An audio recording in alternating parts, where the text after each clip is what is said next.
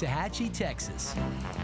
And if the address 1313 Mockingbird Lane doesn't jog your memory, it's the Monster House. That's right, a house based entirely on the 1960s TV show. That much is apparent outside, but inside you'll find all kinds of secret spaces.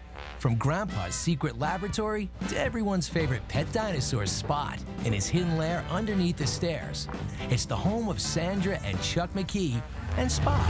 When we built the house, we really didn't think anybody would care. We just thought they'd say that's that crazy couple that lives down the street. Well, they do say that, but the home has become an attraction in its own right. Sandra and Chuck began building their dream home in 2001. We decided we wanted to build a new home, and we liked the Victorian style. My wife was a huge Munster fan, and one day she just came out of the blue. And it'd be unique. Nobody would have anything like it. My wife comes up with a lot of weird ideas. I think she's obsessed with the Munsters a little bit. Matter of fact, she's probably certifiable. See, I don't think I'm obsessed. I think I'm just really into detail. And to date, they've spent more than $400,000 on their 6,000 square foot home, all in the name of Munster. It's not that much different than building a regular house, it's just adding a couple other little things. The challenges to the secret rooms are figuring out how we're going to do them. She thinks what she wants, and it's up to me to put it in. People still ask us today if we live in this house.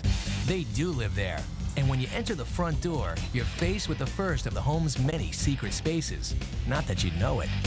If you are a Munster fan, you'll notice as the staircase looks just like the one in the show. Our staircase looks like a normal staircase, but it raises up and we have Spot underneath. On the show, Spot's home opened and closed through some clever TV trickery.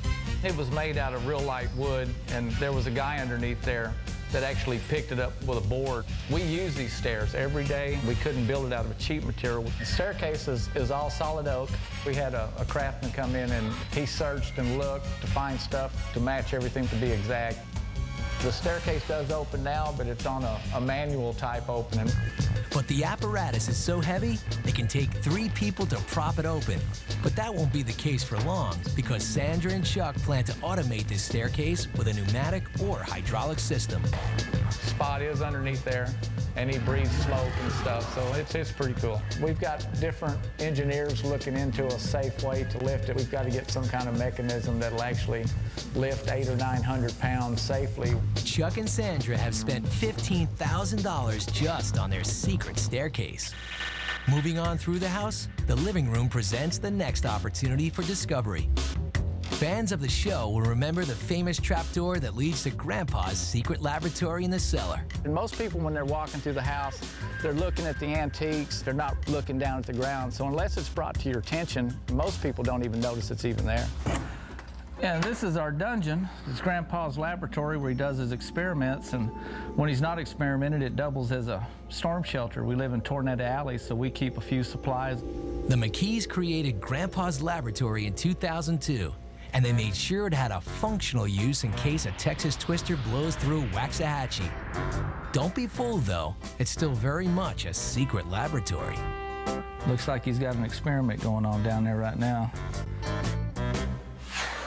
Coming up, If you just want to go down and get something to eat, you can sneak through there. how to get a midnight snack without getting caught. Next.